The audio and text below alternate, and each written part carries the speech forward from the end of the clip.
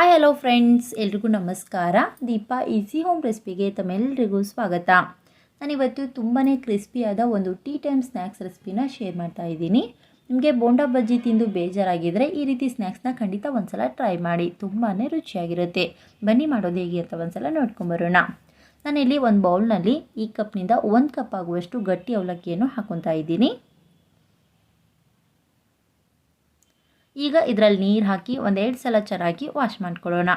ನೀವು ಈ ರೆಸಿಪಿಗೆ ಗಟ್ಟಿ ಅವಲಕ್ಕಿ ಅಥವಾ ತಿಳು ಅವಲಕ್ಕಿ ಯಾವುದನ್ನಾದರೂ ಉಪಯೋಗಿಸ್ಕೋಬೋದು. ಆದಷ್ಟು ಗಟ್ಟಿ ಅವಲಕ್ಕಿ ಇದ್ದರೆ ತುಂಬ ಚೆನ್ನಾಗಿರುತ್ತೆ. ನೋಡಿ, 1-2 ಸಲ ಚೆನ್ನಾಗಿ ತೊಳೆದಾದ್ಮೇಲೆ ಇದರಲ್ಲಿ ಮತ್ತೆ ಬೇರೆ ನೀರನ್ನು ಹಾಕಿ ಒಂದು 10 ನಿಮಿಷದವರೆಗೂ ನೆನೆಸಿಟ್ಕೊಳ್ಳೋಣ. ನೋಡಿ, 10 ನಿಮಿಷ ಆದಮೇಲೆ ಅವಲಕ್ಕಿ ತುಂಬಾ ಚೆನ್ನಾಗಿ ನೆನೆದು ಸಾಫ್ಟ್ ಆಗಿದೆ, ಕಾಣಿಸ್ತಾ ಇರ್ಬೋದು ನಿಮಗಿಲ್ಲಿ. ಈ ರೀತಿ ಅವಲಕ್ಕಿ ಸಾಫ್ಟ್ ಆದಮೇಲೆ ಈಗ ಇದರಲ್ಲಿರುವಂಥ ಎಲ್ಲ ನೀರನ್ನು ಸೋಸ್ಕೊಳ್ಳೋಣ. ನೋಡಿ, ಅವಲಕ್ಕಿಯಲ್ಲಿರುವಂಥ ಎಲ್ಲ ನೀರನ್ನು ಈ ರೀತಿ ನೀಟಾಗಿ ಸೋಸ್ಕೊಂಡ್ಮೇಲೆ ಅವಲಕ್ಕಿಯನ್ನು ಈ ರೀತಿ ಸ್ವಲ್ಪ ಕೈಯಿಂದ ಸ್ಮ್ಯಾಶ್ ಮಾಡ್ಕೋಬೇಕು. ಅವಲಕ್ಕಿಯಲ್ಲಿರುವಂಥ ನೀರನ್ನು ತೆಗೆದ ಮೇಲೆ ಇಮಿಡಿಯೇಟಾಗಿ ನೀವು ಈ ರೀತಿ ಸ್ಮ್ಯಾಶ್ ಮಾಡ್ಕೋಬೇಕು. ಆಗ ಅವಲಕ್ಕಿ ಆದಷ್ಟು ಬೇಗನೆ ಸ್ಮೂತ್ ಆಗುತ್ತೆ. ನೀವು ಗಟ್ಟಿ ಅವಲಕ್ಕಿಯನ್ನು ಉಪಯೋಗಿಸಿದ್ರೆ ಈ ರೀತಿ ಒಂದು 10 ನಿಮಿಷ ನೆನೆಸಿ ನಂತರ ಈ ರೀತಿ ಮಾಡ್ಕೊಳ್ಳಿ. ನೀವು ತಿಳು ಅವಲಕ್ಕಿ ಏನಾದರೂ ಉಪಯೋಗಿಸ್ತಾ ಇದ್ದರೆ ತುಂಬ ಹೊತ್ತು ನೀರಿನಲ್ಲಿ ನೆನೆಸಿಡೋ ಅವಶ್ಯಕತೆ ಇಲ್ಲ. 1-2 ಸಲ ನೀರಿನಲ್ಲಿ ಚೆನ್ನಾಗಿ ತೊಳೆದ್ಮೇಲೆ ಇಮಿಡಿಯೇಟಾಗಿ ಈ ರೀತಿ ಸ್ಮ್ಯಾಶ್ ಮಾಡಿ ಉಪಯೋಗಿಸ್ಕೋಬೋದು. ನೋಡಿ, ಅವಲಕ್ಕಿಯನ್ನು ಚೆನ್ನಾಗಿ ಈ ರೀತಿ ಸ್ಮ್ಯಾಶ್ ಮಾಡಿದ್ಮೇಲೆ ಇದರಲ್ಲಿ ನಾನು ಯಾವ ಕಪ್ಪಿಂದ ಅವಲಕ್ಕಿ ಅಳತೆ ಮಾಡಿದ್ದೆ ನೋಡಿ, ಅದೇ ಕಪ್ನಿಂದ 1 ಕಪ್ನಷ್ಟು ಕಡಲೆ ಹಿಟ್ಟು ತೊಗೊಂಡಿದ್ದೆ. ಅದರಲ್ಲಿ ಮೊದಲು ಒಂದು ಅರ್ಧ ಕಪ್ನಷ್ಟು ಮಾತ್ರ ಹಾಕಿ ಮಿಕ್ಸ್ ಮಾಡ್ಕೊತಾ ಇದ್ದೀನಿ. ಎಲ್ಲವನ್ನು ಒಟ್ಟಿಗೆ ಸೇರ್ಸೋಕೆ ಹೋಗಬೇಡಿ. ಮೊದಲು ಸ್ವಲ್ಪ ಸ್ವಲ್ಪ ಹಾಕಿ ಮಿಕ್ಸ್ ಮಾಡ್ಕೊಳ್ಳಿ. ಆಮೇಲೆ ಬೇಕನ್ಸಿದ್ರೆ ಇನ್ನೂ ಸ್ವಲ್ಪ ಹಾಕಿ ಕೂಡ ನೀವು ಮಿಕ್ಸ್ ಮಾಡ್ಕೋಬೋದು.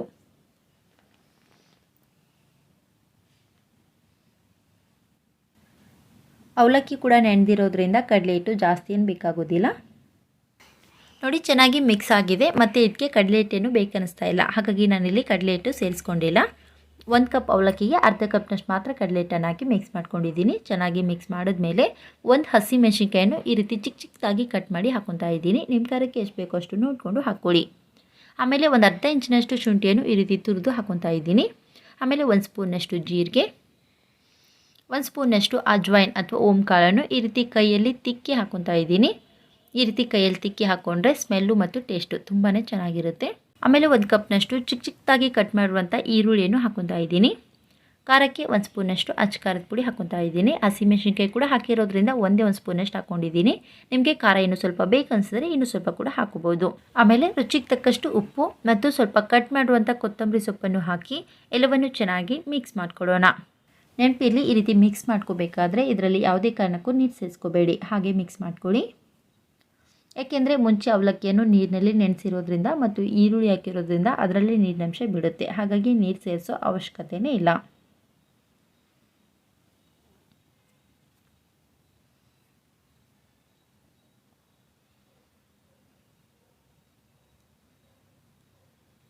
ನೋಡಿ, ಸ್ವಲ್ಪನೂ ನೀರು ಸೇರಿಸಿಲ್ಲ ಅಂದ್ರೂ ಕೂಡ ಚೆನ್ನಾಗಿ ಮಿಕ್ಸ್ ಆಗಿದೆ, ಕಾಣಿಸ್ತಾ ಇರ್ಬೋದು ನಿಮಗಿಲ್ಲಿ.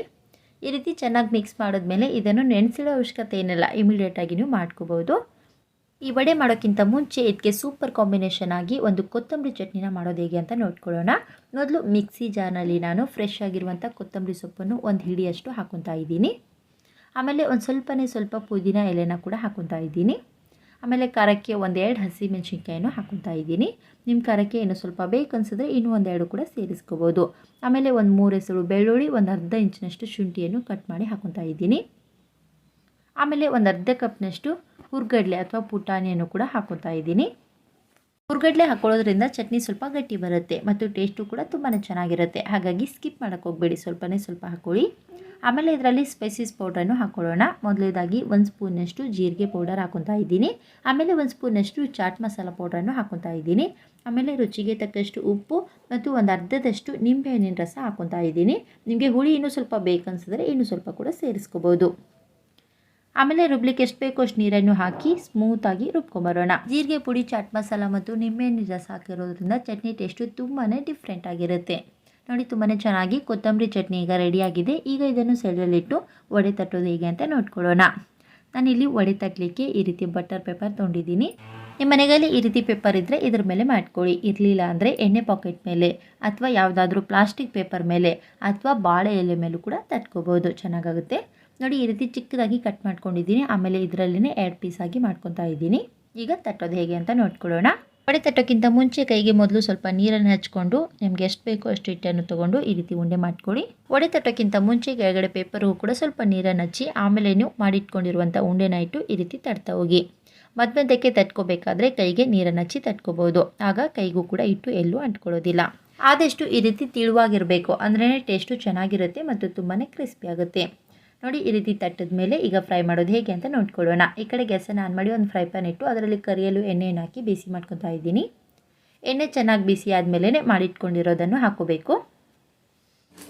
ನೋಡಿ, ಎಣ್ಣೆ ಬಿಸಿ ಆದಮೇಲೆ ಈ ರೀತಿ ತಟ್ಟಿಟ್ಕೊಂಡಿರೋದನ್ನು ಒಂದೊಂದಾಗಿ ಕೈಯಲ್ಲಿ ತೆಗೆದು ಈ ರೀತಿ ಎಣ್ಣೆಯಲ್ಲಿ ನಿಧಾನವಾಗಿ ಬಿಡ್ತಾ ಇದ್ದೀನಿ. ಈ ರೀತಿ ಎಣ್ಣೆಯಲ್ಲಿ ಬಿಟ್ಟು ಕೂಡಲೇ ಇಮಿಡಿಯೇಟಾಗಿ ತಿರುಗ್ಸಕ್ಕೆ ಹೋಗಬೇಡಿ. ಒಂದು ಕಡೆ ಚೆನ್ನಾಗಿ ಫ್ರೈ ಆಗೋವರೆಗೂ ಹಾಗೆ ಬಿಡಬೇಕು. ನೆನಪಿರಲಿ, ಈ ರೀತಿ ಫ್ರೈ ಮಾಡಬೇಕಾದ್ರೆ ಗ್ಯಾಸನ್ನು ಮೀಡಿಯಮ್ ಫ್ಲೇಮ್ನಲ್ಲಿ ಇಟ್ಟು ಫ್ರೈ ಮಾಡ್ಕೋಬೇಕು. ಆಗ ಒಳಗಡೆಯಿಂದ ತುಂಬಾ ಚೆನ್ನಾಗಿ ಕ್ರಿಸ್ಪಿ ಆಗುತ್ತೆ. ನೋಡಿ, ಒಂದು ಕಡೆ ಈ ರೀತಿ ಚೆನ್ನಾಗಿ ಫ್ರೈ ಆದಮೇಲೆ ಈ ರೀತಿ ತಿರುಗಿಸ್ಕೊಂಡು ಈ ಕಡೆಗೂ ಕೂಡ ಫ್ರೈ ಮಾಡ್ಕೊಳ್ಳಿ. ಇನ್ನೂ ಒಂದು ಕಡೆ ಚೆನ್ನಾಗಿ ಫ್ರೈ ಆಗಿರಲ್ಲ, ಆವಾಗಲೇ ನೀವು ತಿರ್ಗ್ಸಕ್ಕೆ ಹೋದರೆ ಮುರಿಯೋ ಚಾನ್ಸಸ್ ಇರುತ್ತೆ. ಹಾಗಾಗಿ ಒಂದು ಕಡೆ ಚೆನ್ನಾಗಿ ಫ್ರೈ ಆಗೋವರೆಗೂ ತಿರ್ಗ್ಸಕ್ಕೆ ಹೋಗಬೇಡಿ. ಒಂದು ಕಡೆ ಚೆನ್ನಾಗಿ ಫ್ರೈ ಆದಮೇಲೆ ತಿರುಗಿಸ್ಕೊಂಡು ಎರಡೂ ಕಡೆಗೂ ಸ್ವಲ್ಪ ಕ್ರಿಸ್ಪಿ ಆಗೋವರೆಗೂ ಮತ್ತು ಕಲರ್ ಚೇಂಜ್ ಆಗೋವರೆಗೂ ಫ್ರೈ ಮಾಡ್ಕೊಳ್ಳಿ. ಕಾಣಿಸ್ತಾ ಇರಬಹುದು ನಿಮಗೆ ಇಲ್ಲಿ ತುಂಬಾ ಕ್ರಿಸ್ಪಿಯಾಗಿವೆ ಮತ್ತು ಕಲರ್ ಕೂಡ ಚೇಂಜ್ ಆಗಿದೆ. ಈ ವಡೆ ಎಷ್ಟೊತ್ತಿಟ್ಟರೂ ಕೂಡ ತುಂಬಾ ಕ್ರಿಸ್ಪಿಯಾಗಿರಬೇಕು, ಬೇಗನೆ ಮೆತ್ತಗಾಗಬಾರ್ದು. ಅಂದರೆ ಈ ರೀತಿ ಫ್ರೈ ಮಾಡಬೇಕಾದ್ರೆ ನೀವು ಗ್ಯಾಸನ್ನು ಮೀಡಿಯಮ್ ಫ್ಲೇಮಲ್ಲಿಟ್ಟು ಫ್ರೈ ಮಾಡ್ಕೋಬೇಕು. ಆಗ ಎಷ್ಟೊತ್ತಿಟ್ಟರೂ ಕೂಡ ವಡೆ ಮೆತ್ತಗಾಗೋದಿಲ್ಲ, ತುಂಬಾ ಕ್ರಿಸ್ಪಿಯಾಗಿರುತ್ತೆ. ನೋಡಿ, ತುಂಬ ಚೆನ್ನಾಗಿ ಫ್ರೈ ಆಗಿವೆ. ಈಗ ಇವುಗಳನ್ನು ತೆಗೆದು ಪ್ಲೇಟ್ನಲ್ಲಿ ಸರ್ವ್ ಮಾಡಿಕೊಡೋಣ.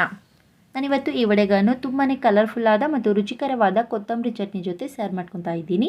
ನೀವು ಈ ವಡೆಗಳನ್ನು ಯಾವುದಾದ್ರೂ ಚಟ್ನಿ ಅಥವಾ ಟೊಮೆಟೊ ಕೆಚಪ್ ಜೊತೆ ಸರ್ವ್ ಮಾಡಿಕೊಂಡ್ರೂ ಕೂಡ ತುಂಬಾ ರುಚಿಯಾಗಿರುತ್ತೆ. ನೋಡಿದ್ರಲ್ವಾ ಫ್ರೆಂಡ್ಸ್, ತುಂಬಾ ಸುಲಭವಾಗಿ ರುಚಿಕರವಾದ ಅವಲಕ್ಕಿ ವಡೆನ ಮನೆಯಲ್ಲೇ ಇನ್ಸ್ಟೆಂಟಾಗಿ ಮಾಡೋದು ಹೇಗೆ ಅಂತ. ಟೀ ಟೈಮಲ್ಲಿ ನಿಮಗೆ ಏನಾದರೂ ತಿನ್ನಬೇಕನ್ಸಿದ್ರೆ ಈ ರೀತಿ ವಡೆಗಳನ್ನು ಇನ್ಸ್ಟೆಂಟಾಗಿ ಮಾಡ್ಕೋಬೋದು. ತುಂಬಾ ರುಚಿಯಾಗಿರುತ್ತೆ ಮತ್ತು ಟೇಸ್ಟು ಕೂಡ ಡಿಫ್ರೆಂಟ್ ಆಗಿರುತ್ತೆ. ಈ ರೆಸಿಪಿ ಇಷ್ಟ ಅನಿಸಿದ್ರೆ ಪ್ಲೀಸ್ ಲೈಕ್ ಮಾಡಿ ಮತ್ತು ಶೇರ್ ಮಾಡಿ.